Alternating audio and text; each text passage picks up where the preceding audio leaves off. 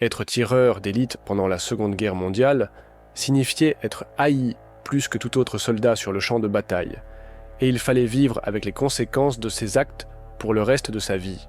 C'est-à-dire, bien sûr, si l'on avait la chance de survivre. Nous allons vous montrer ce que le tir de précision a réellement fait aux hommes et aux femmes derrière la lunette, ce qu'il a fait aux soldats qui en étaient les cibles, et pourquoi cela a été suivi par certaines des pires horreurs qui pouvaient survenir dans une guerre. Lorsque la Première Guerre mondiale prit fin en 1918, les grandes puissances firent quelque chose d'étrange, car elles abandonnèrent leurs meilleurs tueurs presque du jour au lendemain. La capacité de tir de précision britannique était à son apogée au moment de l'armistice, avec des fusils spécialisés, des lunettes soigneusement calibrées et des tireurs d'élite entraînés qui avaient passé des années à perfectionner leur art. Mais en quelques mois, tout fut démantelé.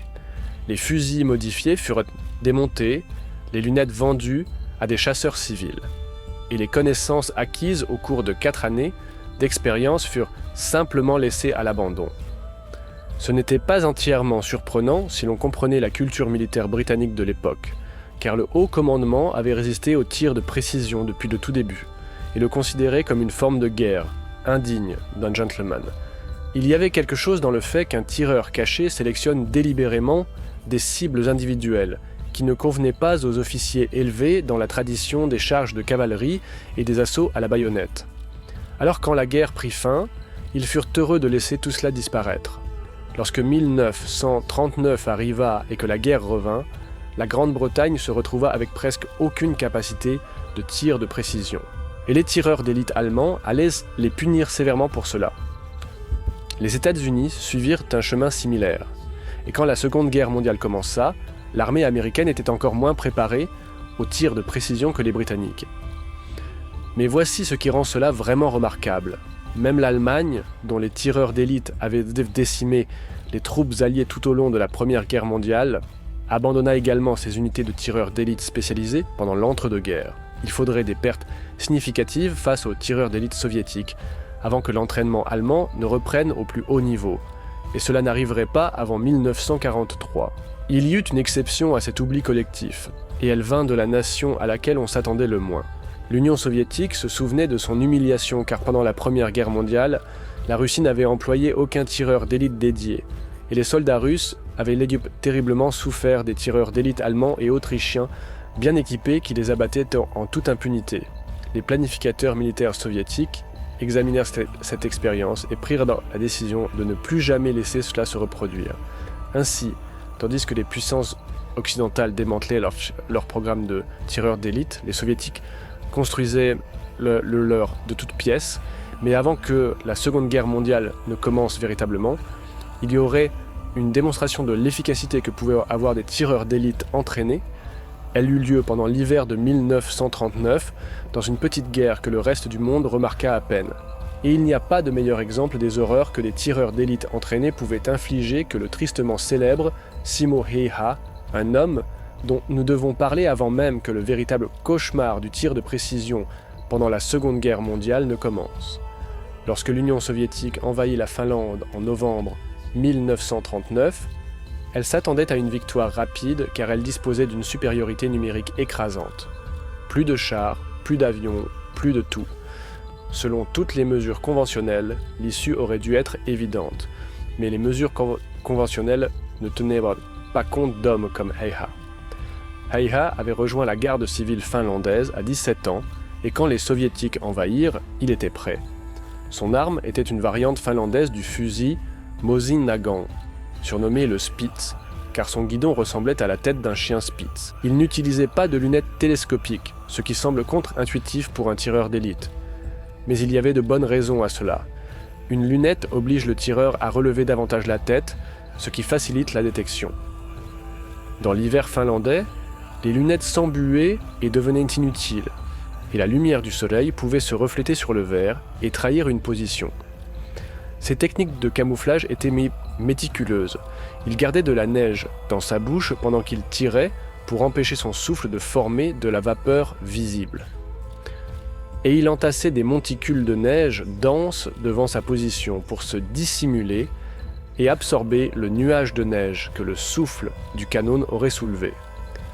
Sa routine consistait à se déplacer bien avant l'aube vers une position préparée et à rester complètement immobile jusqu'après le coucher du soleil. Les résultats furent dévastateurs. Les documents de l'armée finlandaise enregistrèrent 259 victimes confirmées au fusil, et son commandant lui attribua un nombre égal à la mitraillette lors d'engagements rapprochés. Les propres mémoires de guerre de Heiha estimaient environ 500 au total, et son record en une seule journée fut de 25 soldats soviétiques. Les soviétiques l'appelaient Belaya Smert, la mort blanche, et ils firent tout pour essayer de le tuer. Ils déployèrent des équipes de contre-tireurs d'élite, dirigèrent des tirs de mitrailleuses lourdes sur les positions suspectées, firent appel aux mortiers, mirent sa tête à prix et ordonnèrent des barrages d'artillerie entiers contre les zones où les commandants pensaient qu'ils pouvaient opérer, mais rien ne fonctionna et Heiha continua à tuer. À un moment donné, les soviétiques envoyèrent l'un de leurs meilleurs tireurs d'élite spécifiquement pour éliminer Heiha, et les deux hommes jouèrent à un jeu mortel du chat et de la souris. Alors que le soleil commençait à se coucher, le tireur d'élite soviétique décida apparemment de se retirer et se leva de sa position pour partir. Heiha lui tira une balle dans la tête. Une semaine seulement avant la fin de la guerre, une balle explosive frappa Heiha au visage et lui fracassa la mâchoire inférieure gauche. Ses camarades soldats dirent que la moitié de son visage avait disparu et ils le placèrent sur un tas de cadavres, pensant qu'il était mort. Ce n'est que lorsque quelqu'un remarqua que son pied bougeait qu'ils réalisèrent qu'il était encore vivant. Il tomba dans le coma et ne reprit conscience que le 13 mars 1940, le jour même où la paix fut déclarée. Il nécessita 26 opérations chirurgicales pour reconstruire sa mâchoire, et son élocution ne fut jamais complètement rétablie. Mais Simo Heiha survécut jusqu'à l'âge de 96 ans, mourant finalement en 2002. On pourrait penser que la guerre d'hiver aurait enseigné au monde une leçon sur ce que des tireurs d'élite entraînés pouvaient accomplir, et les observateurs militaires étudièrent effectivement la campagne de près, mais les puissances occidentales se concentrèrent presque entièrement sur ce que la guerre révélait des faiblesses soviétiques. Hitler lui-même y vit la preuve de l'infériorité slave, ce qui le poussa vers l'invasion de l'Union soviétique. Seuls les soviétiques tirèrent les leçons qu'ils auraient dû tirer de la Finlande. Après avoir rencontré les tireurs d'élite finlandais, ils accélérèrent leur programme d'entraînement de tireurs d'élite et améliorèrent leurs fusils et leurs optiques.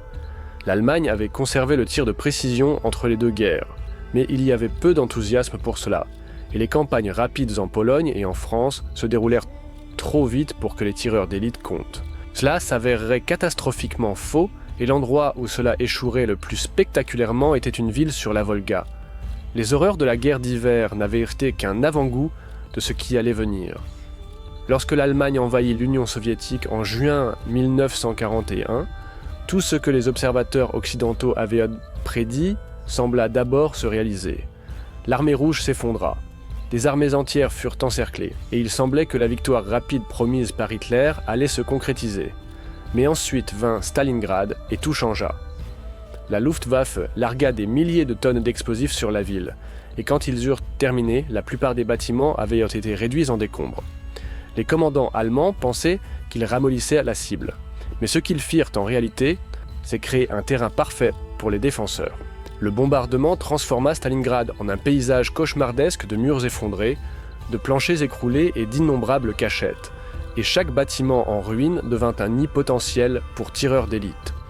Ce devint un combat de bâtiment en bâtiment, de pièce en pièce, et les soldats allemands l'appelèrent Rattenkrieg, la guerre des rats. Dans cette guerre, les rats armés de fusils détenaient tous les avantages. Le lieutenant-général Vassili Tchouikov prit le commandement de la défense soviétique et sa doctrine reposait sur deux idées. Premièrement, coller à l'ennemi en ordonnant aux troupes d'engager le combat à 50 ou 100 mètres pour que l'artillerie allemande ne puisse pas frapper sans toucher ses propres hommes. Deuxièmement, une défense active par les tireurs d'élite. Car selon Tchouikov, ils étaient essentiels pour harceler constamment les Allemands, les empêcher de jamais se sentir en sécurité et saigner lentement leurs forces par une attrition constante. Ce que les tireurs d'élite soviétiques firent à Stalingrad dépasse ce que la plupart des gens imaginent. Voyez-vous, tuer n'était qu'une partie du travail, car le véritable objectif était de rendre les Allemands terrifiés à l'idée de faire quoi que ce soit. Les tireurs d'élite soviétiques ciblaient spécifiquement les soldats qui apportaient de la nourriture et de l'eau aux positions avancées. Ainsi, tout mouvement en plein jour invitait une balle. Mais ce n'était que le début, car après avoir blessé un soldat, les tireurs d'élite attendaient patiemment, observant l'homme blessé hurler à l'aide. Et quand des infirmiers ou des camarades tentaient de le secourir, le tireur d'élite les abattait aussi. Laissez-vous votre ami blessé mourir lentement, ou risquez-vous d'autres hommes pour essayer de le sauver en sachant que le tireur d'élite observe? Le système de priorité des cibles était conçu pour infliger un maximum de dégâts. Les observateurs d'artillerie étaient les victimes les plus prisées car les éliminés aveuglaient les tirs indirects allemands. Les officiers venaient ensuite identifiables par leur comportement, puis les sous-officiers car les armées peinaient à remplacer les sous-officiers expérimentés en temps de guerre. Après cela, les équipes de mitrailleuses, les tireurs d'élite ennemis, quiconque transportait de la nourriture ou de l'eau, et le personnel des communications. Il y a une tactique documentée de Stalingrad que nous devons mentionner, même si elle est profondément troublante. Nous serons prudents dans notre description car cette vidéo serait certainement restreinte autrement. Mais vous devez comprendre à quel point ces combats étaient devenus sombres. Les soldats allemands découvrirent qu'utiliser les orphelins de Stalingrad pour effectuer des tâches dangereuses les maintenait en vie plus longtemps. Et pour la promesse de pain, des garçons russes affamés remplissaient des gourdes d'eau de la Volga, une tâche qui aurait fait tuer un soldat allemand par un tireur d'élite aux aguets. Les commandants soviétiques apprirent cela et ils ordonnèrent à leurs tireurs d'élite de tirer sur ces enfants pour mettre fin à cette pratique. Nous n'en dirons pas plus, mais laissez cela faire son chemin et comprenez quel genre de guerre c'était devenu. Les soldats allemands devinrent terrifiés à l'idée de lever la tête en plein jour. Et la peur n'était pas comme celle de l'artillerie où la mort semblait aléatoire. Cela signifiait savoir que quelque part là-bas, invisible, un homme regardait à travers une lunette et décidait si vous, spécifiquement, alliez vivre ou mourir. Vous pourriez vous demander pourquoi les tireurs d'élite étaient haïs si intensément que la capture signifiait presque toujours la mort. Eh bien, l'artillerie pouvait vous tuer, mais cela ressemblait à de la malchance. Le tir d'un tireur d'élite semblait toujours personnel parce qu'il l'était. Quelqu'un vous avait regardé à travers une lunette, avait décidé que vous valiez une balle, et avait appuyé sur la détente. Vous ne pouviez pas riposter contre quelqu'un que vous ne pouviez pas trouver. Et voici ce qui rend les accomplissements des tireurs d'élite soviétiques remarquables. Ils firent tout cela avec un équipement qui serait considéré comme primitif aujourd'hui. Le fusil soviétique standard était le Mosin Nagant avec une lunette offrant seulement 3,5 fois de grossissement. Et les optiques allemandes pendant Stalingrad étaient en fait pires, avec seulement 1,5 fois. Il n'y avait pas de télémètre ni de calculateur balistique, donc tout dépendait du talent brut et de l'expérience. Le tireur d'élite soviétique le plus célèbre à sortir de Stalingrad fut Vassili Zaïtsev, qui arriva comme simple fusilier, mais en ses 10 premiers jours tua 40 Allemands.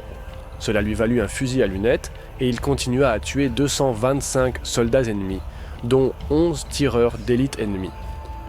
Mais Zaïtsev n'était pas seul, car le sergent Fyodor Peikov atteignit 344 victimes confirmées et le sergent Mikhail Marovitchenko en atteignit 210.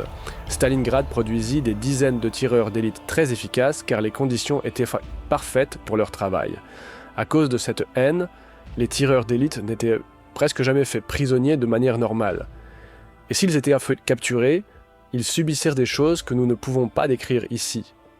Tout le monde le savait et les tireurs d'élite prenaient grand soin de cacher leurs fusils car être pris avec une arme à lunettes était une condamnation à mort.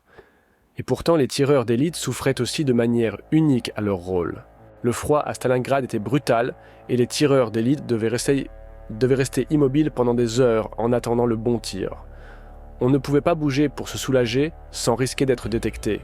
Et on ne pouvait pas changer de position pour faire circuler le sang à nouveau. Il fallait simplement endurer.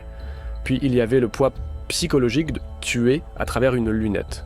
Quand on tue à distance sans lunette, on ne voit souvent pas le visage, mais avec une lunette, on le voit. On peut observer sa cible pendant des heures, le regarder manger, parler à ses amis, écrire une lettre, on l'humanise et ensuite on le tue quand même. La plupart des tireurs d'élite de la Seconde Guerre mondiale n'ont jamais parlé de ces expériences. L'aspect peut-être le plus distinctif de la guerre des tireurs d'élite soviétiques était quelque chose à quoi les Allemands étaient complètement non préparés, et c'était les femmes.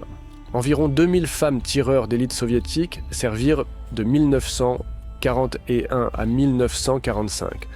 Et ce n'était pas du personnel de soutien poussé dans des rôles d'urgence. C'était des tireuses d'entraînées déployées spécifiquement pour tuer. Les taux de perte vous disent tout sur ce que ces femmes ont affronté. Sur ce nombre, seuls environ 500 survécurent, ce qui signifie qu'environ 75 à 80% furent tués. Elles savaient exactement ce que les Allemands feraient aux femmes tireurs d'élite capturées, car l'idéologie nazie considérait les femmes combattantes comme tout ce qu'ils haïssaient dans le système soviétique. Les Allemands utilisaient le terme Flintenweiber, grossièrement putains au fusil, pour les délégitimer. Et le maréchal von Bock donna des instructions pour que les femmes soldats soviétiques capturées soient tuées immédiatement. C'est pourquoi on leur remettait 2 grenades, une pour les Allemands et une pour elles-mêmes en dernier recours. Elles savaient ce que la capture signifiait. Lyudmila Pavlichenko, appelée la salope russe de l'enfer par les Allemands, atteignit 309 victimes confirmées, dont 36 tireurs d'élite ennemis. Elle fut blessée 4 fois et finalement évacuée par sous-marin. Mais la guerre la suivit chez elle, et elle souffrit de ce que nous reconnaîtrions maintenant comme un stress post-traumatique sévère pendant des années. Rosa Tchanina, la terreur invisible de Prusse orientale, atteignit entre 59 et 75 victimes confirmées. Son histoire commença quand, à 14 ans, elle marcha 180 km seule pour atteindre une gare afin de s'inscrire à l'université. Et quand son frère fut tué, elle se porta volontaire pour l'entraînement de tireurs d'élite. Elle fut mortellement blessée alors qu'elle protégeait un officier blessé de son propre corps à 20 ans. La réponse de sa mère: « C'est peut-être mieux que Rosa soit morte. Comment aurait-elle pu vivre après la guerre? Elle a tiré sur tant de gens. » Klavia Kalugina entra à l'école de tireurs d'élite à 17 ans et atteignit 257 victimes confirmées. Quand elle rentra chez elle, à 21 ans, ses cheveux étaient devenus complètement blancs. Et puis, il y avait Tatiana Baramzina, une ancienne institutrice de maternelle, avec 36 victimes, avant de se porter volontaire pour une mission derrière les lignes ennemies. Quand la position fut submergée, elle défendit les soldats blessés, tuant 20 Allemands avant d'être à court de munitions. Elle fut capturée blessée et il voulait des informations sur les effectifs des troupes, mais elle refusa de parler. Ce qu'ils lui firent après cela est quelque chose que nous ne pouvons pas décrire. Quand son corps fut récupéré, l'identification ne fut possible que grâce à ses effets personnels. Nous en resterons là. Le front de l'Est montra ce que les tireurs d'élite pouvaient faire quand les conditions leur étaient favorables. Mais la guerre n'était pas terminée. Dans le Pacifique, les soldats américains étaient sur le point de découvrir un type de cauchemar de tireurs d'élite complètement différent. Le théâtre du Pacifique était un monde entièrement différent. Au lieu de décombres gelés, les soldats américains se retrouvèrent à combattre dans une jungle dense et sur des roches volcaniques. Mais la terreur du tireur caché était exactement la même. Si quoi que ce soit, la jungle rendait les choses pires, car au moins à Stalingrad, on pouvait voir les bâtiments où les tireurs d'élite pouvaient se cacher. Dans le Pacifique, ils pouvaient être n'importe où. Les tireurs d'élite japonais se développèrent après avoir combattu des tireurs d'élite chinois, formés par les Allemands en Mandchourie.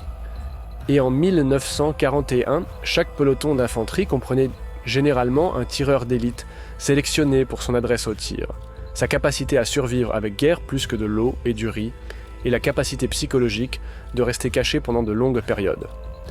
Ils s'attachaient aux arbres pour que s'ils étaient touchés et blessés, ils ne tombent pas et ne révèlent pas leur position. Ces positions étaient également destinées à être occupées pendant des jours, et de petites chaises étaient parfois installées parmi les branches. Des années après la fin des batailles, des restes de tireurs d'élite japonais on est encore trouvés attachés aux arbres, parfois sous forme de cadavres momifiés encore fixés en position. À Iwo Jima, le système de tunnels rendait les choses pires, avec des trous d'araignées partout qui permettaient aux Japonais d'apparaître, de tirer, de disparaître et d'attaquer à nouveau depuis des endroits entièrement différents. Les troupes américaines ne savaient jamais d'où viendrait le prochain tir. Les tireurs d'élite japonais ciblaient spécifiquement les officiers et les infirmiers, et pendant l'entraînement, on montrait aux soldats des photographies d'infirmiers américains, et on leur enseignait que l'ennemi sacrifierait beaucoup d'hommes pour en sauver un seul. Les officiers américains apprirent rapidement à dissimuler leurs insignes de grade et les troupes reçurent l'instruction de ne jamais saluer les officiers près du front, car un salut indiquait exactement qui le tireur d'élite devait viser. L'effet psychologique était écrasant. Le résultat fut une hystérie des tireurs d'élite où les troupes arrosaient la cime des arbres de tirs de mitrailleuses à la moindre provocation, tiraient des canons anti-chars chargés de mitraille dans la canopée et appelaient l'artillerie sur chaque ravin soupçonné d'abriter l'ennemi. Les troupes novices aggravaient les choses car quand l'un des leurs était touché, les soldats inexpérimentés se mettaient à terre pour chercher un abri. C'était exactement la mauvaise chose à faire car un groupe immobile offrait des cibles faciles aux tireurs d'élite. Les troupes expérimentées apprirent que la meilleure chance était de continuer à bouger et de se rendre plus difficile à atteindre. Mais cette leçon coûta des vies. Les prisonniers étaient rarement faits des deux côtés. Les Japonais piégeaient leurs morts et leurs blessés, feignaient la reddition pour attirer les Américains dans des embuscades, et certains d'entre eux faisaient exploser des grenades quand les infirmiers approchèrent. Après suffisamment d'incidents, les troupes alliées devinrent compréhensiblement réticentes à faire des prisonniers. Mais si la menace des tireurs d'élite japonais était horrifiante, ce qui émergea dans les derniers mois de la guerre européenne était quelque chose d'autre entièrement, quelque chose que les soldats alliés trouvèrent presque impossible à assimiler. Car dans les derniers jours désespérés du Troisième Reich, les Allemands se tournèrent vers leurs enfants. Nous devons être prudents sur la façon dont nous discutons de ce qui suit, car c'est une chose délicate à aborder. Ce qui s'est passé fut l'un des chapitres les plus troublants de toute la guerre. Les jeunesses hitlériennes avaient reçu un entraînement militaire pendant des années. Les garçons allemands apprenant à tirer, à marcher au pas, à obéir aux ordres. En décembre 1944, des filles dès l'âge de 14 ans s'entraînaient avec des armes légères et des grenades. Et quand la guerre tourna décisivement contre l'Allemagne, ces réserves furent mobilisées. Lors de la bataille de Berlin, 40 000 miliciens du Volkssturm participèrent, dont 5 000 membres des jeunesses hitlériennes affectés à la défense des ponts sur la Havel. Ce n'étaient pas des soldats endurcis.